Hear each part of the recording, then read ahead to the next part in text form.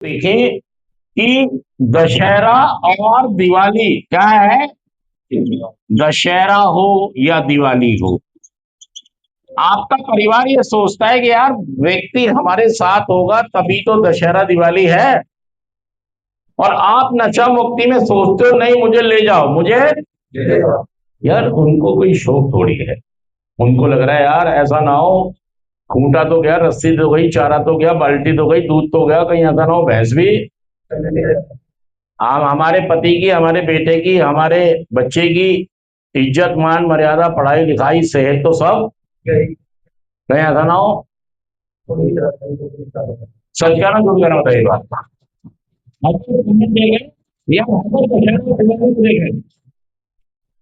तुम्हें तो यहाँ बैठ के क्या बन रहे हो, क्या बना रहे हो, 10 की स्पीड से शुरू करते हो, कितनी से शुरू करते हो, 10 की स्पीड।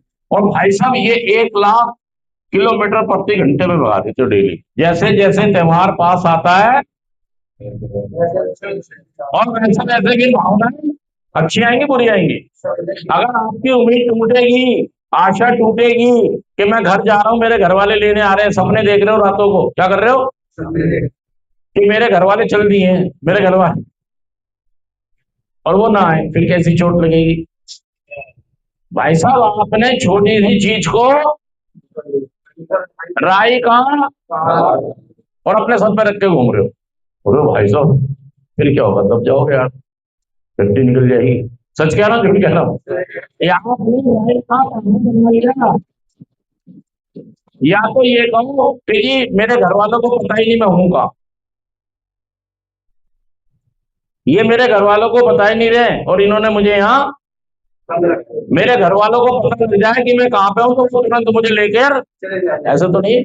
तुम्हारे घर वालों को पता है कहाँ, और ये भी पता है कि क्या आ गया है, ये भी पता है कि, और ये भी पता है कि हमारा आदमी इस समय हमारे साथ नहीं है।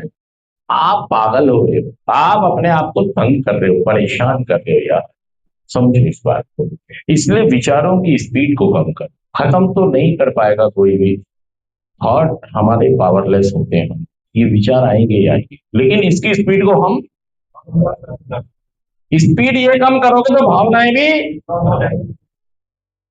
संवेदनाएं भी, जब ये दोनों चीजें बहुत ज्यादा बढ़ जाती हैं तो कई लोगों के अंदर, जब कोई आदमी मर जाता है ना तो उसके ऊपर मक्खियां आती हैं, वो कुछ कर पाता है, संवेदना नहीं रही ना उसके अंदर, जो उसे एहसास कराएं कि मुझे नाक पर मक्खी बैठ गई।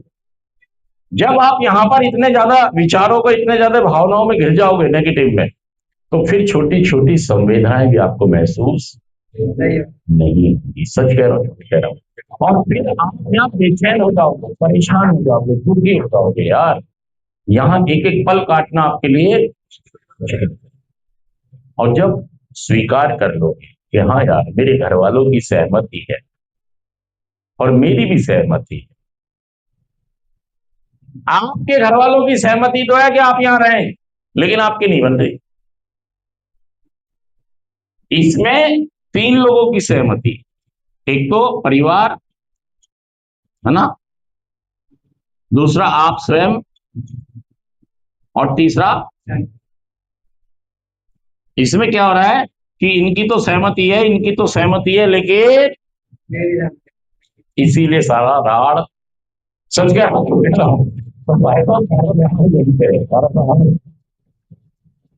दिखाओ मेरी जिंदगी है, मैं जैसे भी जीऊं, क्या कह रहे हो, तुम हो कौन हो, तुम मुझे सेंटर में भेजने वाले, देख लूंगा तुम सबको, और भाई साहब, एक बेटा कभी 18 साल का नहीं होता अपने मम्मी, मतलब वो फैसले लेने के लिए, सरकार तो कह रही है कि आप 18 साल के हो गए हो, अपने फैसले, मतलब तो माँ बाप के फैसले पे हम कभी फैसले, चाहे 50 साल के भी हो जाएंगे ना, हमारा धर्म, हमारी संस्कृति, हमारे संस्कार ये कहते हैं कि हम कितने भी बड़े हो जाएं, लेकिन हम अपने मम्मी पापा के ऊपर फैसला नहीं है। सच कहना, ये धौंस मत दिखाना, मैं ये धौंस दिखाना सरकार को, ना कि बीवी बच्चों को। सच कहा मिल जाना, ज्यादा चलने करने की कोशिश मत करना, नहीं तो भाई साहब मार खा जाओगे, सही में मार। उनके आगे आज भी हम फैसले ले तो सकते हैं, वो मान भी ले, और वो सरकार है, वो हमारे माँ बाप सरकार है यार, वो शक्ति है भाई, वो एक अच्छा है या नहीं? मेरी वाइफ भी मेरी शक्ति है। कभी सोचो कि मार पीट के उससे फैसला नहीं, भाई साहब जो भी फैसला लो मोहर लगवा लेना उससे, बिना मोहर के एफिडेविट की कोई वैल्यू। मम्मी पापा की आप फैसला तो ले लो, कोई मना नहीं कर रहा, फैसला ले लो, लेकिन स्टम्प चाहिए। क्या चाहिए? किसकी? मम्मी पापा की। बीवी, हाँ जी, हिम्मत है तो स्टम्प लगवा के दिखाओ अपने फैसले। यही काबिलियत है, यही मंत्र है, यही सूत्र है। बहुत सारे लोग दावा करते हैं मैं 18 साल का हूं, मैं बालिग हूं। अरे भाई साहब, इससे ही ये कानून कहता है कि एक 18 साल का व्यक्ति वोट डाल सकता है, वो फैसले में लायक, लेकिन भाई साहब वो माँ बाप के आगे कभी, चाहे वो 50 का हो जाए, 18 का क्या, वो 180 साल का हो जाए, वो सच कह रहा, झूठ कह रहा। लेकिन आप कानून सिखा रहे हो, धर्म सिखा रहे हो, कुछ नहीं पता तुम्हें ना पता बेर की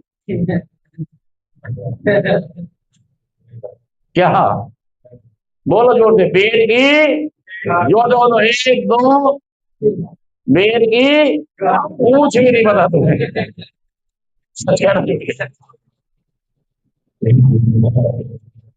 यार। माँ बाप के सामने थोड़ी फैसले है।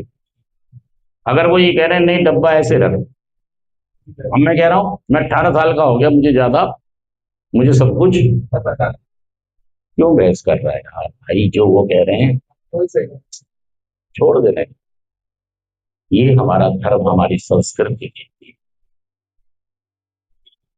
ये नहीं, वो जो कह रहे हैं, या तो हटा दो, फिर रिश्ते हटा दो, हटा दो। एक नशे वाला यही तो कर रहा है, रिश्तों से खिलवाड़ कर।